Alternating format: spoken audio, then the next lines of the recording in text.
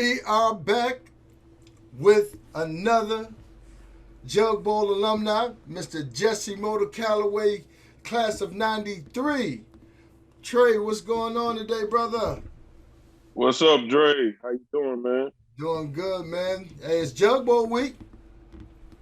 Oh yeah, they know what that means. They know what that means. Hey, as of late, man, they don't really know what that means as of late when you coming from our perspective. But I mean, hey. Where the pumpkins at, man? Where the pumpkins at, man? Where the orange light vest at, man? Don't smash the pumpkins no more, man. What's good? Oh man, come on now. Tradition, we need that petition back right there. You need that petition back? That tradition gotta come back, man. You gotta walk around with that burnt orange on Heritage Week, bro. No doubt. Gotta have it. No doubt. Hey, speaking of Heritage Week, man, take us back. First of all, what was your record against Heritage? 3-1. Well, 3, 4, 5 and 1. 5-1. 5-1. 5-1. That's... One time freshman year, one time sophomore year, twice junior and senior year. Yep, because we used to have to play them first round all the time. Yep. Back to back. We sent them home too. Yeah, we sent them home, but hey, let's talk about that Heritage team back then when they had God bless the dead, man, probably one of the best defensive linemen to ever not come through just Virginia, but to come through, period. Gene Davis, God bless the dead, man. You know, they had Gene on that defense, and I hated running the option towards him, yo. I'm going to give it to you and let you take that hit.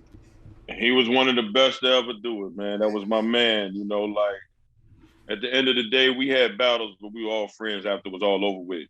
And the main point was for us to get that W, but him lining up opposite of you, I'm trying to tell you, man, I would say a couple of guards that got the business, but I'm gonna let him live because he wrecked shop. Hey, but you know what? He murdered me. But at the end of the day, check it out, bro. At the end of the day, it wasn't nothing that nobody really could do with Gene, man. Gene was a total animal. No, man, he was an animal. He was who he was, man. If you slowed him down, if he got maybe one or two sack a game, it was a good day for the tackle, man. You know what I'm saying? Yeah, because he was a monster, man. No doubt. And then you had some of the other players, Parrish Lennon. Chaka Thorpe. Yeah, Calvin Hughes. David Craig was a linebacker.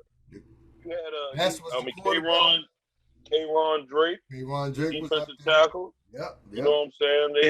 They had a Raheem Foxy, yeah, you don't hear nothing about Foxy. Was a hell of a linebacker, man. We don't hear nothing about Foxy too much no more. Yeah, but yeah, Rod Farmer. Yep. Yeah, they had something. They had something. They had him up. Yeah, it was always a tough game when we played them, man. I mean, you know. Oh yeah. We always played them tough, you know, especially way back then. You know, my junior and senior year got a little out of hand, but you know, back then, you know, it was kind of. You know, that's my freshman and sophomore year, you know. I don't think we blew them out, but we played, you know, they played us tough, though. Yeah, we blew them out the first game, but always the second games was always tough. You know what I'm saying? I think we won 23-0 one time, and then one time I think it might have been probably about 7 points. Yep. That was probably your sophomore year, which was my senior year. Yeah, 'cause we played when I threw the bomb. Yeah, when I threw the bomb to beat him to Mosby Pearl. Oh, no doubt. Halfback pass. You know what I'm saying? Yeah, no doubt. You know, it's crazy that you said that because Gene kept on telling them. That same game. Watch the halfback pass. And we ran that joint 3 times in a row. No and doubt. on the third time, I let that thing go. You let it go the third time. But the third time, I let it go. You had to show him that arm. You know what I'm saying? But you had to show him that. No doubt, man. Yeah, man. We had some good battles, especially like, you know. Oh, definitely, man. Your senior year, my sophomore year, man, we ain't start off too good, but you know, once we got the district play, we started turning them off. But you know, just talk to us about, you know, once we scrapped that wishbone. Yeah, we scrapped the wishbone. Yeah, we did. We scrapped that wishbone. That's what did it. That was the best. Hey, we scrapped the wishbone. The best decision coach. That was the best move for us, man. That was a hell of a coaching call right there, and it was a gutsy one because it was a mid-season. We went back to what we do, and we watched the points pile up and the wins pile up. Yeah, we didn't lose no more to the state semifinals. State You know what I'm saying? Like, and we was before going into district play. Yeah, before going into district play, the first 6 games, we was 2-4, bro. Yes, we was. We was 2-4. We That was. was probably the that was probably the most successful turnaround in EC Glass history right there.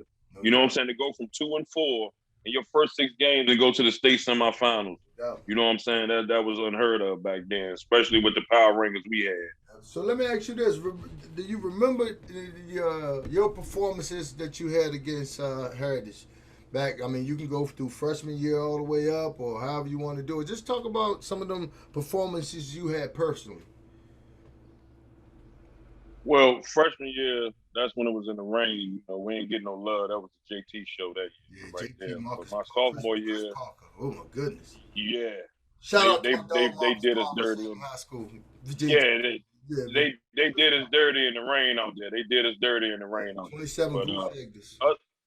yeah, that hurt. But the next year was revenge year. No My doubt. sophomore year, we beat them 42, I think 42 nothing, 42 something Whew. over there in the rain. I think I scored one, and everybody else scored. We had a field day. Yeah, but going back to that win your freshman year, that was they broke the 22 game regular season record that Glass had.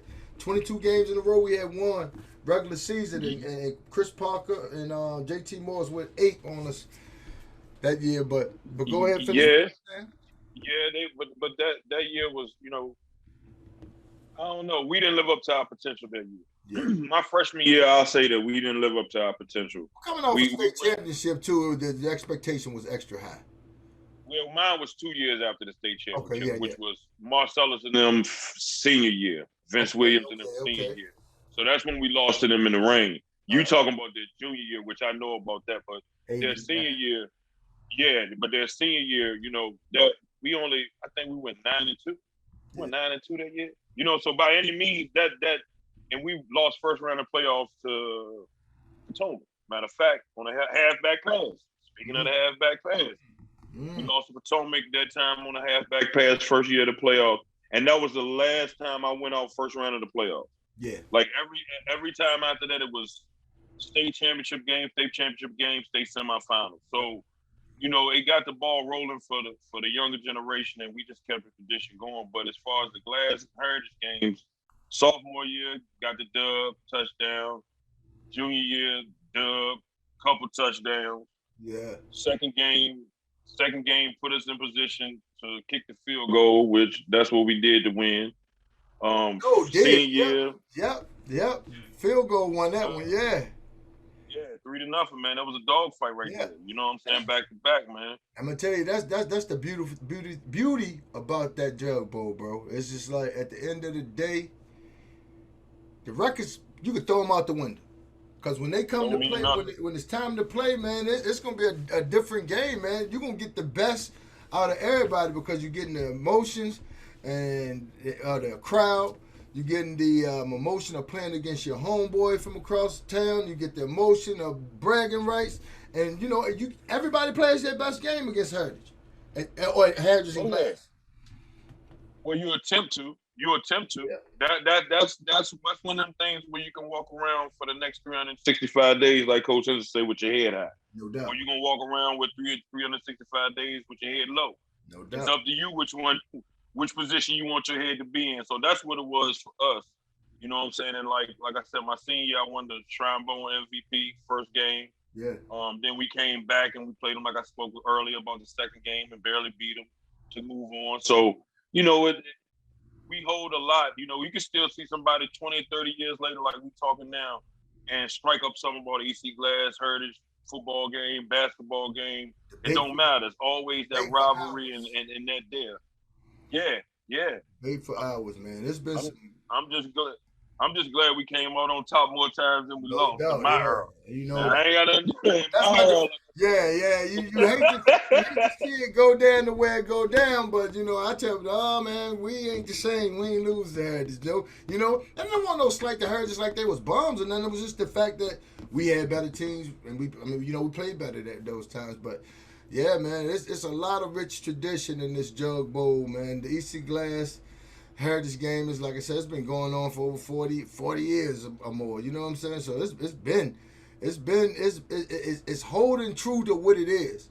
Now, when we were talking, I talked to Chris Matthews and I talked to KJ Vaughn earlier. You know, we talked about predictions for this year. Now, you know, Heritage coming off a loss, you know, but they came back and redeemed themselves against Appomattox. Glass coming off a major victory down at GW, where them young boys grew up fast. And that 29 rivalry is something. That's a growing point. Yeah, that's a growing point. It's the HHS, it's the Jug Bowl, and it's the 29 rivalry. Exactly. Jug Bowl, so them boys played, but both teams, like I said, Glass is riding a 3-game win streak. Heritage just got back into the fold of winning this week. So talk to me about your predictions for Saturday's game. What do you predict it being? It's a hard prediction because it depends on which teams show up and which players show up. We all know when we get in between them lines and use a Glass and Heritage game, nerves play a lot into it. Yeah. You know what I'm saying? Being nervous is whoever can get in their groove and settle down the fastest will win. No doubt. You know what I'm saying? And get into that game plan. You know, I remember a couple years back when Heritage won the state championship, their only loss was to Glass. No doubt. You know what I'm saying? Yeah. And vice versa. The next year, you know what I'm saying, Glass, they lost again. So it's like, well, actually, like you said before, you could be 9-0. They actually lost the state championship game the time Glass beat them and won it the next year with Blake. Yeah. So that's right. But you wouldn't have never thought that, though. No. You know what I'm saying? Coming into that, you wouldn't have never thought that. So it's just like I said, whoever settles into their game plan faster, whoever gets into their groove, whoever gets that offense to clicking and their defense to standing is going to win that game. Absolutely. You got a lot of people. It could be a high-scoring game. Yeah. Both of the quarterbacks are slinging that thing, man. Both of the quarterbacks. Yeah. And they both have plenty of weapons. Plenty of playmakers. I would say whoever can really settle in on defense first and get some key stops, you know what I'm saying, will probably most likely come on the best end of that stick and that win. No, but at the end of the day, it just, like I said, it's all about the plus. It's not at night. It's not going to play into the game. I didn't know till the other day they moved it to 2 o'clock on Saturday. Yeah. So that's going to play a major difference in heat. Yeah. Your conditioning. We talking about 2 o'clock in the afternoon. How fast your body gets started in the morning. All that stuff. Yeah. So it's not your typical game that they play on Friday night. Now you got to readjust yourself. It's almost like playoff football. Like when you get into the playoffs, your games being 2 o'clock in the afternoon. So you got to prepare different. It's on Saturday instead of Friday. You got to prepare different. So that could play a role in it too. But we're going to see what happens, man. But you know, I'm always with my Midtown boys no matter what go on. I got a lot of love over there for HHS, but Midtown all the way, man. Give me a score prediction. I'll say 28-21 EC Glass. 28-21 EC Glass. Well, last minute though. Last minute score. So would you say George White throwing the bomb to any of the dogs out there? Somebody. Last minute score. Okay. Or you got a little Thomas taking it up the middle. You got a little somebody's Cottrell taking it up. You know, somebody's gonna make that last play because it's gonna be sticky to that point. And you know what? Somebody could definitely be inked in the folklore of the Jug Bowl. You know what I'm saying? The tradition of the tradition of the Jug Bowl. Hey, it's always good games. We always got good stories out of them. So I don't expect nothing different this week. So man, for Jesse Colloway, Trey Motor, I'm DreKen from DreKen Talk. We out of here. Peace, bro. Thank you guys for watching DreKen Talk. Be on the lookout for more exclusive content. Like, share, subscribe. DreKen Talk out.